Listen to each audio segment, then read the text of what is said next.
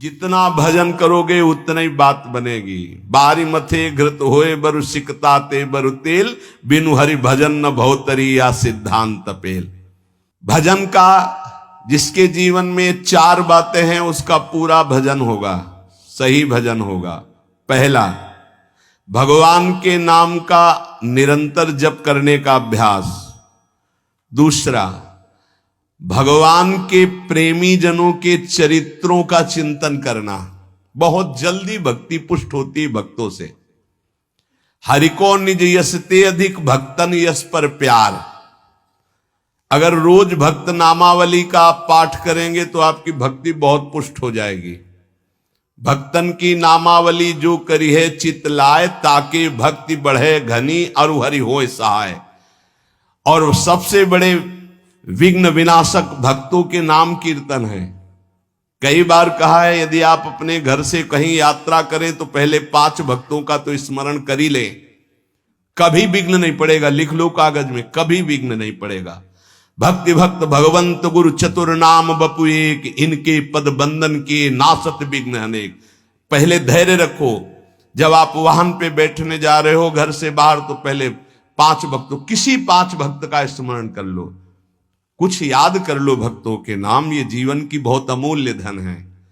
5 भक्त, प्रहलाद नारद पराशर पुंडरीक व्यास अम्बरीश सुख सौनक भीष्म दाल ध्यान रुक्मांगद अर्जुन वशिष्ठ विभीषण आदि। ऐसे तुम्हें याद नहीं है तो ऐसे नागरी दास जी की जय, हरिवंश महाप्रभु की जय, स्वामी हरिदास जी की जय, बिहारिन देव जी की जय, सेवक जी महाराज की जय, ध्रुवदास जी की जय, वृंदावन दास जी की। जो भक्त याद आवे 5 भक्तों का याद।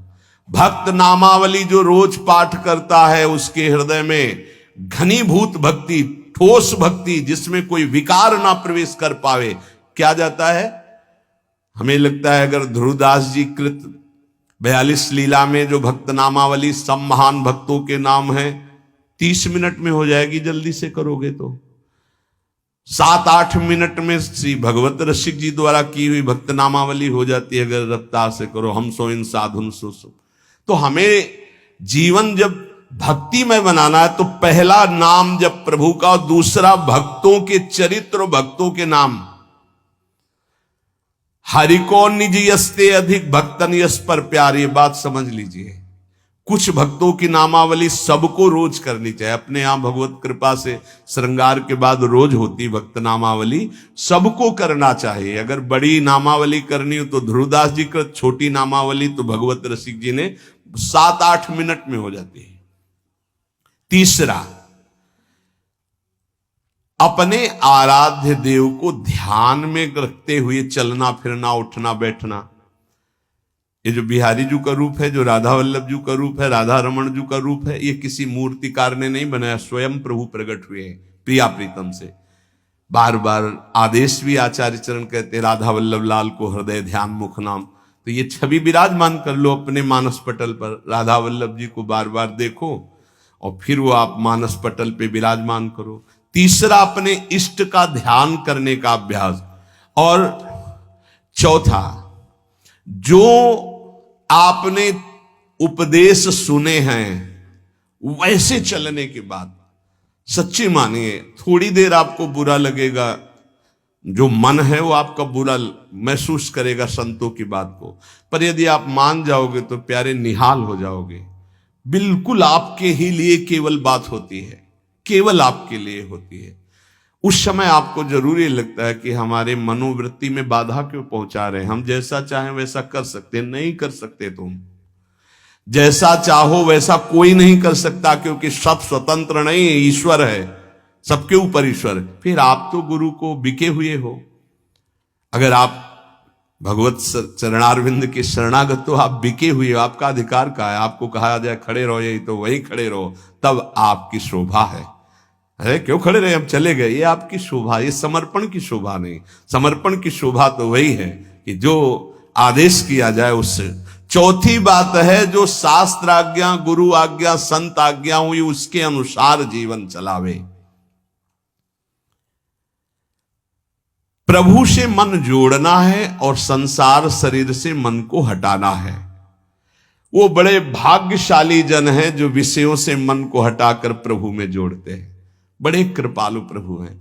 देखो ज्यादा हट करोगे कि हमें भोग चाहिए तो हरि गुरु दे देंगे, हमारी बात मानना। वो ये कहते जाएंगे कि ये जहर है, इसे मत खाओ, पर ज्यादा आप कहोगे तो हरि प्रसाद कुछ दुर्लभ नहीं, वो इसलिए दे देंगे कि एक बार देखो तुम संसार के अभी थपेड़े खाओ, फिर तुम्हें पता चलेगा। जब तुम कहोगे नहीं चाहिए तो 1 सेकंड में ऊंचाई पर वो बैठाल देंगे। अगर पहले ही उनकी सलाह मान लो तो तुमको थपेड़े नहीं खाना पड़ेगा, जलना नहीं पड़ेगा, निकल जाओगे। मनुष्य जन्म का महान कर्तव्य निरंतर भगवत चिंतन करते हुए भगवत प्राप्ति कर लेना है। जो भजन मार्ग में चल रहे हैं उनको ये बात ध्यान रखनी चाहिए कि जैसे संपूर्ण नदियां समुद्र में स्वयं आकर मिलती हैं, ऐसे रिद्धियां सिद्धियां मोक्ष जो चाहोगे वो सब अनायास मिल जाएगा आपको। ऐसा न समझो कि भजन करने वालों को केवल दुख ही मिलता है। जैसी द्वारिकापुरी वैसी सुदामापुरी। भजन करने में थोड़े दिन पाप नष्ट करने के लिए जलना पड़ता है, फिर तो महान आनंद है। जैसे संपूर्ण नदियां बिना इच्छा के समुद्र के पास जा रहे हैं, ऐसे बिना इच्छा के संपूर्ण वैभव रिद्धियां सिद्धियां सब आ जाएंगी। आप भजन को न छोड़ें। जैसे गंगा जी में मिलकर के सब कुछ गंगाजल हो जाता है, ऐसे ही आपका सब कुछ मन बुद्धि देह चित्त सब भगवत स्वरूप हो जाएगा। जिस समय भगवत चिंतन करते करते तदाकार वृत्ति हुई, शरीर भी परिवर्तित हो जाता है।